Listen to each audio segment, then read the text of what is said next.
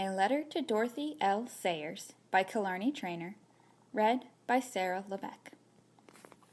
Dear Miss Sayers, let me start off by saying that I have a maybe more than a little more than mild, crush on your private detective, Lord Peter Wimsey. I loved his humor and the charming way he breezed through life. When I learned that you based him on a combination of Fred Astaire and Bertie Wooster, that just made him even better. Frankly, compared to the more serious, depressing, and annoying novels of the time, I'm looking at you, Fitzgerald. Lord Peter Wimsey's lighter take on serious subjects, like, murder, was much appreciated. I must confess, however, that I did not initially like Gaudy Night.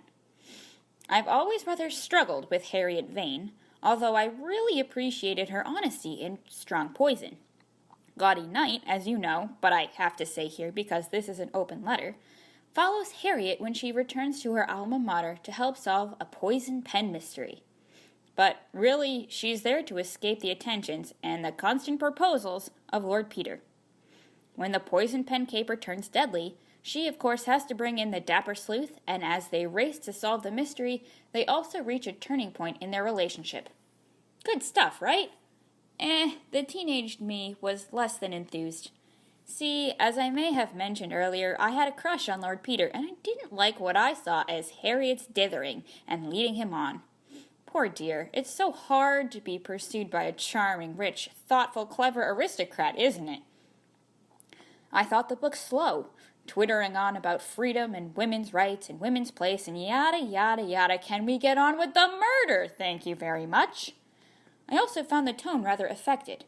For heaven's sake, Harriet only, spoiler alert, accepts the marriage proposal when it's made in Latin. How pretentious can you get?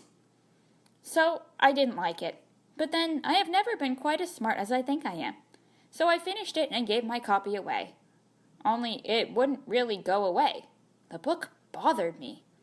Unlike other books I have read and dismissed, this one haunted me like the echo of a significant dream. Finally, a decade older, a tad smarter, and a little bit wiser, I gave in and read it again. Boy, did I miss everything! Gaudy Night, as it turns out, is not about murder. It's about the balance of freedom and obligations, of marriage versus the single life. It's about the value or shackles of the academic life versus the shackles or value of the homemaker. It's about being a woman and what that means both practically and ideologically. It's about finding your place in a world too quick to shove people into boxes and then abandon them there.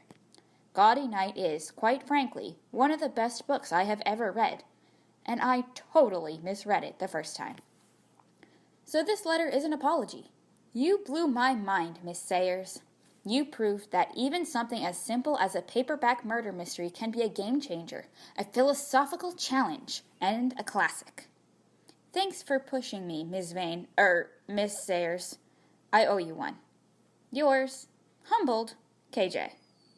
P.S. For the record, the Latin proposal still doesn't work for me. We get it, Harriet's a classical genius, too good for Lord Peter. Yeesh! Honestly, I'm probably wrong about that too.